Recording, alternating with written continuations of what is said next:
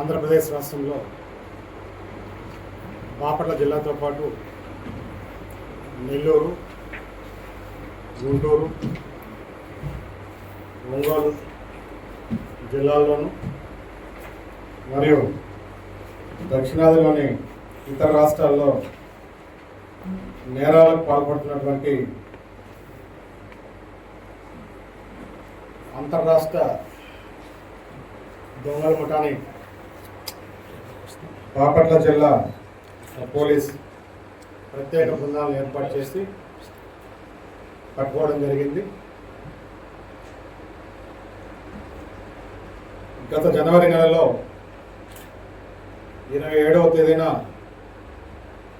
Chirala 1 town లిమిట్స్లో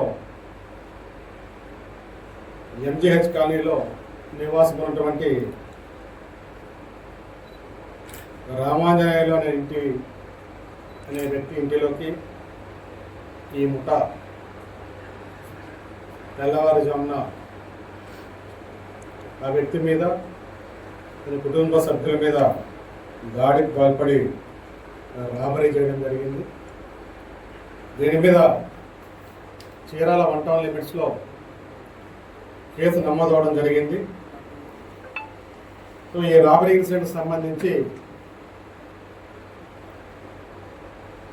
నేరాన్ని ఛేదించడానికి CCS బృందాన్ని, అదేవిధంగా చీరాల పోలీస్ని ప్రత్యేకంగా ఈ నేర ఛేదనకి నియమించి దీని మీద ప్రత్యేకంగా వర్కౌట్ చేయడం జరిగింది.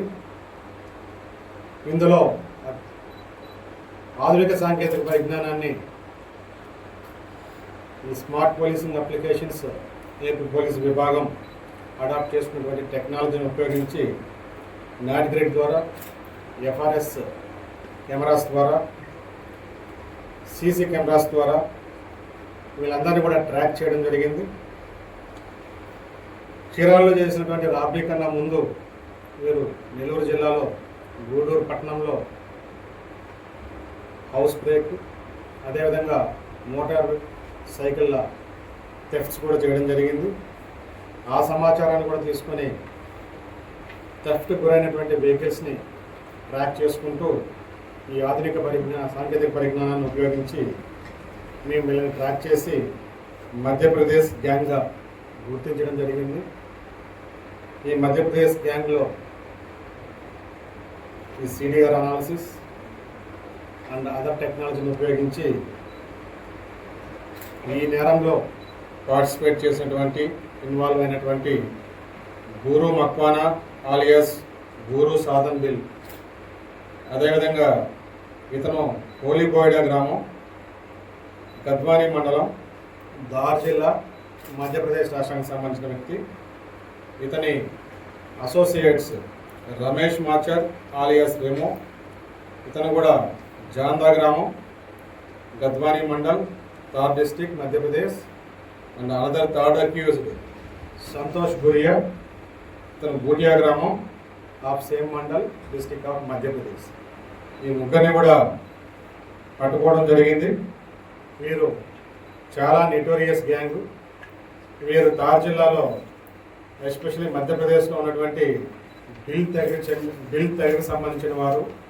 వీరు అడవుల్లో నివసిస్తుంటారు, అడవులకు దగ్గరగా నివసిస్తుంటారు.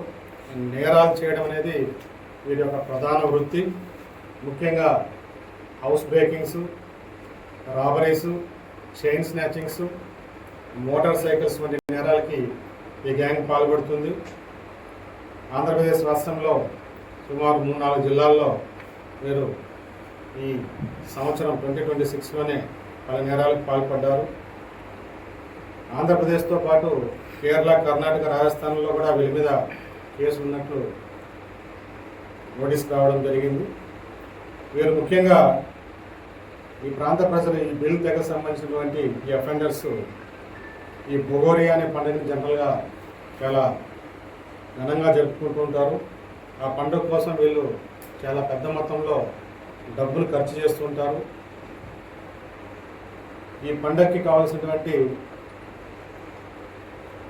డబ్బును ఖర్చు చేసే ప్రాసెస్లో వీరు ఎక్కువగా బయట ప్రాంతాలకు వచ్చి నేరాలకు పాల్పడడం, ముఖ్యంగా ఈ రాబరీస్కి పాల్పడడం, ఇలాంటి ఇన్సిడెంట్స్ ఎక్కువగా చేస్తుంటారు. ఇలాంటి నోటోరియస్ గ్యాంగ్ని సక్సెస్ఫుల్గా కాట్ చేయడం జరిగింది. వీరు మన జిల్లాతో పాటు నెల్లూరు, ఒంగోలు అండ్ గుంటూరు డిస్టిక్ సంబంధించి 18 నేరాలని కన్ఫెస్ చేయడం జరిగింది. ఇందులో బాపట్ల జిల్లాకు సంబంధించినటువంటి చీరాల వంటంలో జరిగినటువంటి రాబరీ కేసు, అదేవిధంగా బాపట్ల రూరల్ పిఎస్లో చైన్ స్నాచింగ్ కేసు, అదేవిధంగా బాపట్ల టౌన్లో హౌస్ బ్రేకింగ్ కేసుని కన్ఫెస్ చేయడం జరిగింది. దీంతోపాటు గుంటూరు తెనాలకు సంబంధించి 2 మోటార్ బైక్స్ థెఫ్ట్స్, ఒంగోలుకు సంబంధించినటువంటి ఒక స్నాచింగ్, అదేవిధంగా నెల్లూరు గూడూరు టౌన్కి సంబంధించి 2 మోటార్ సైకిల్ థెఫ్ట్స్, అదేవిధంగా ఒక హౌస్ బ్రేకింగ్. ఇలా వీళ్ళు 18 నేరాలకు పైగా పాల్పడ్డారు. ఈ 2026లోనే 11 నేరాలు చేయడం జరిగింది. వీళ్ళు మిగిలినటువంటి 2026లో 10 నేరాలు చేయడం జరిగింది. మిగిలినటువంటి 8 కూడా హౌస్ బ్రేకింగ్స్. ఈ 2024లోను 2025లోను ఈ నేరాలకి ఈ ప్రాంతంలో వీళ్ళు 8 నేరాలు కూడా హౌస్ బ్రేకింగ్స్.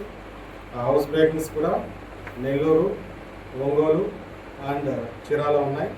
సో ఈ 18 కేసులు సంబంధించి మొత్తం 137 గ్రాముల బంగారం, అదేవిధంగా 1.5 కేజీ వెండి వస్తువులు, cost work totally around 31 lakhs విలువైనటువంటి చోరీ సుత్తిని వీరి దగ్గర నుంచి స్వాధీనం చేసుకోవడం జరిగింది. దీంతోపాటు 5 lakhs క్యాష్ని కూడా స్వాధీనం చేసుకొని వీరి మీద తదుపరి లీగల్ యాక్షన్ ఇనిషియేట్ చేసి రిమాండ్ చేయడం జరుగుతుంది.